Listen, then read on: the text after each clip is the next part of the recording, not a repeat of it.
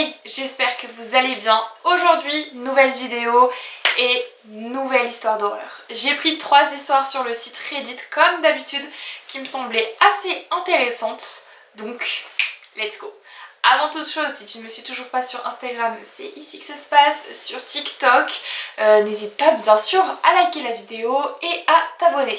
Commençons tout de suite avec la première histoire. C'est Simon qui nous raconte une histoire qui s'est passée il y a 2 ans. Cela se passe pendant les vacances d'été. Simon part tous les ans avec sa famille pendant 1 semaine à peu près vers Arcachon. Ce soir, il était au restaurant avec sa famille et des amis. Il remarque que pendant qu'il mange, il y a un homme seul en face de lui qui fait que le fixe. Il le regarde avec insistance et avec un regard très froid. Simon, sur le moment, il y prête pas trop attention et il calcule pas. Après 10 longues minutes à observer Simon, l'homme sort du restaurant et part. Donc, Simon et sa famille finissent de manger tranquillement et ils vont donc à la voiture pour rentrer. En allant vers la voiture, ils constatent qu'il y a une voiture juste à côté de la leur qui a les phares allumés et qui a le moteur allumé.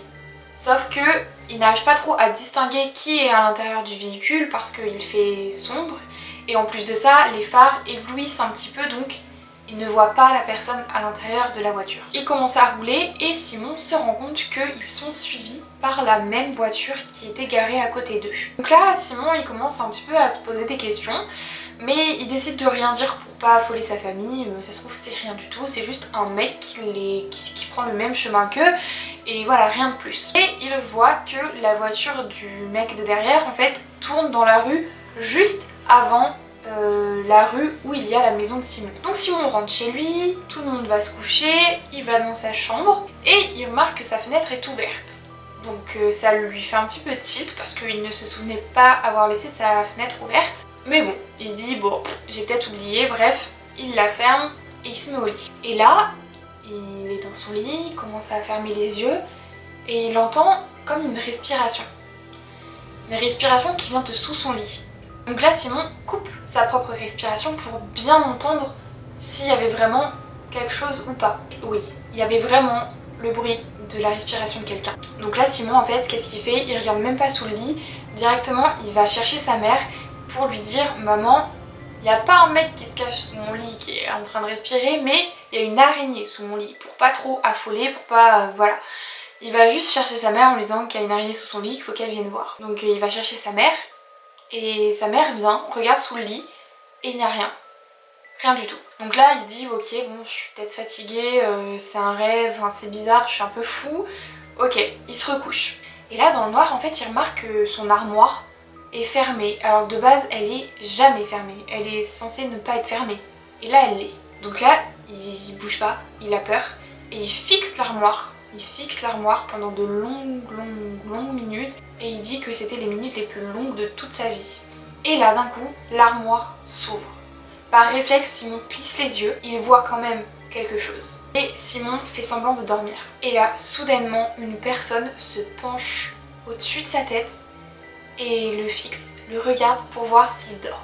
Il l'a fixé pendant au moins 5 minutes. Et ensuite, il repart par la fenêtre. Simon, pris de panique complet, va vite voir ses parents en leur racontant tout ce qui s'est passé depuis le restaurant. Et en allant voir ses parents, il voit une ombre courir hors de la maison en fait, qui s'en va dans la rue. Du coup, Simon et ses parents appellent la police. Et en fait, au moment où le gars a tourné soi-disant en voiture dans la rue d'avant celle de Simon, en fait c'est juste qu'il a garé la voiture et ensuite il les a suivis à pied pour pas éveiller les soupçons.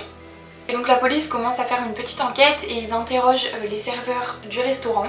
Et les serveurs du restaurant témoignent que cet homme vient tous les soirs et qu'il fixe des personnes comme ça au hasard. Et la police malheureusement ne retrouve pas cet homme et n'en savent pas plus sur les intentions de celui-ci. Voilà pour la première histoire qui est très flippante. Je n'imagine même pas la peur qu'a dû avoir Simon. En fait je pense que c'est indescriptible. Je trouve qu'il est extrêmement courageux parce qu'il n'a pas crié, il n'a rien fait, juste il était comme ça, il regardait tout ce qui se passait et je le salue pour son courage vraiment. Genre le mec était littéralement penché comme ça au-dessus de lui en train de regarder s'il dormait et lui il faisait genre de dormir. Je pense qu'il a eu un très bon réflexe d'ailleurs de faire ça, mais le mec est quand même très chelou en fait, il vient juste regarder si les gens dorment. C'est quand même assez spécial. Passons maintenant à la deuxième histoire. C'est l'histoire de Bastien, qui est un nom fictif, qui a 20 ans. Il travaille dans un magasin de mode situé en plein centre-ville. Il est 20h et le magasin ferme à 20h30. À cette heure-ci, il y a très peu de clients, donc il y a moins de personnel. Ils ne sont plus que 2 employés. Il y a Bastien et son collègue qui s'appelle Hugo. 20h20 et Hugo demande à Bastien s'il peut le couvrir puisqu'il voudrait partir plus tôt. Il demande si ça le dérange, il a sûrement quelque chose à faire. Donc voilà, il aimerait partir un petit peu plus tôt, au lieu de 20h30, il part à 20h20.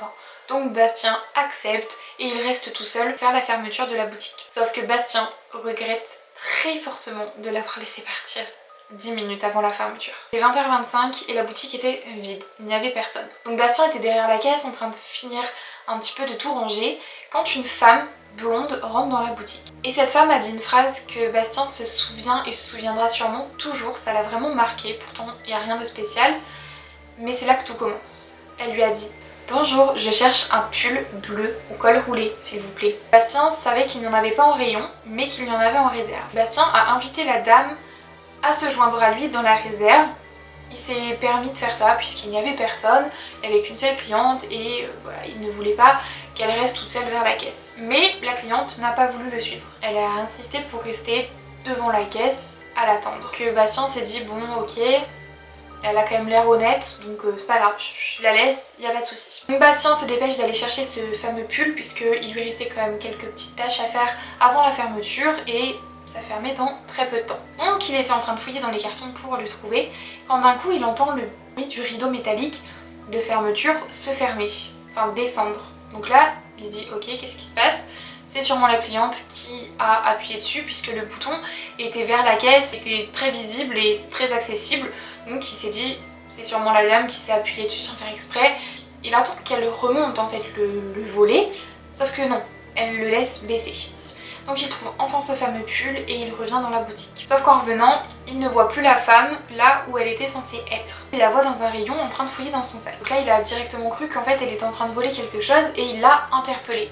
Sauf qu'en se retournant vers lui, elle était simplement en train de prendre une bouteille d'eau en fait dans son sac. Et là, l'erreur qu'a fait Bastien, c'est que Bastien en fait avait très soif à ce moment-là, il n'avait sûrement pas d'eau. Et la dame lui a proposé de l'eau naturellement. Et Bastien a bien sûr accepté.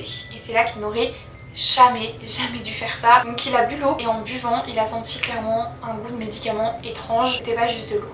Et là Bastien nous dit que la dernière chose dont il se souvient c'est que la femme lui a pris le pull des mains en lui disant c'est merveilleux, c'était totalement ce qu'il me fallait, je le prends. Et puis blackout, Bastien ne se souvient absolument plus de rien. Il s'est réveillé 24 heures après dans son lit, chez lui, avec une migraine horrible.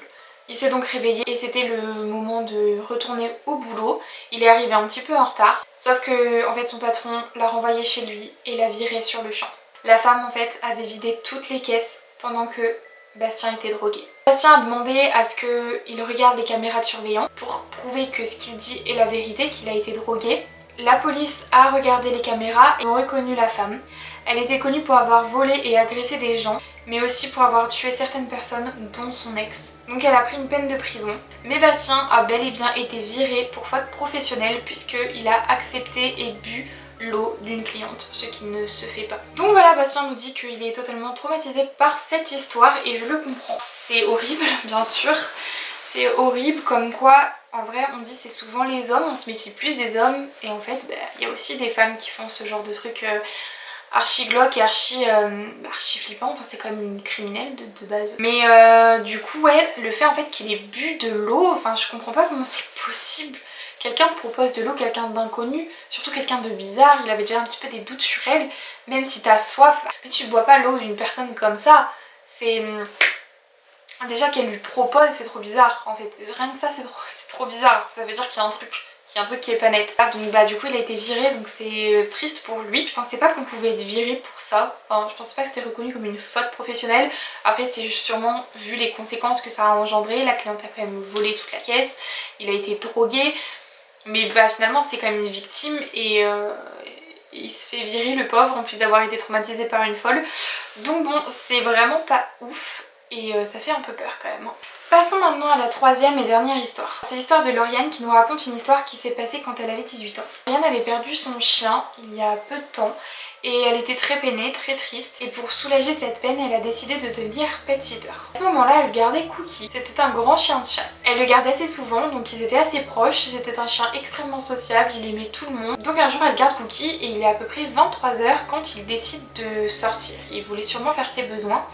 Donc Lauriane décide de le sortir dans la rue. Elle fait le tour du pâté de maison et ça donne sur une grande rue. Donc elle le laisse faire ses affaires quand au loin elle voit un homme qui est un peu emmitouflé avec un blouson capuché qui commence à s'avancer vers elle tranquillement. Elle suppose qu'il avait à peu près la trentaine. Sur le moment, elle voit absolument pas le mal, mais elle se dit ok, faut arrêter d'être parano, c'est bon, c'est juste un mec qui est comme ça dans la rue en train de se balader, rien de grave.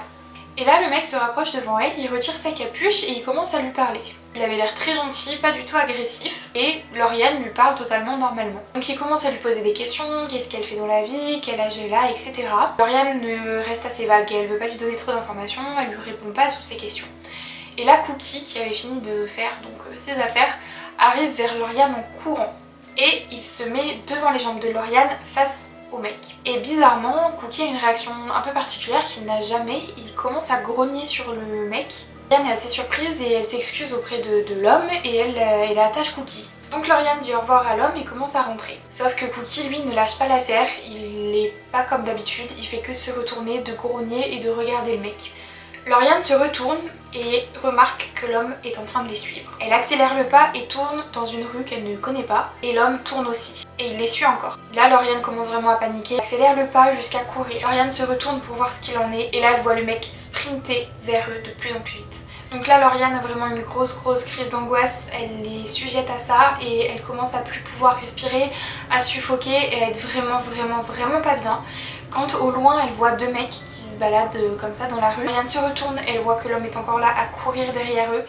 Et là, Lauriane ne se pose aucune question, elle saute sur l'un des mecs devant elle. Bien sûr, les deux hommes se retournent en hurlant parce qu'ils ne s'attendaient absolument pas à ce qu'une fille se jette sur eux comme ça.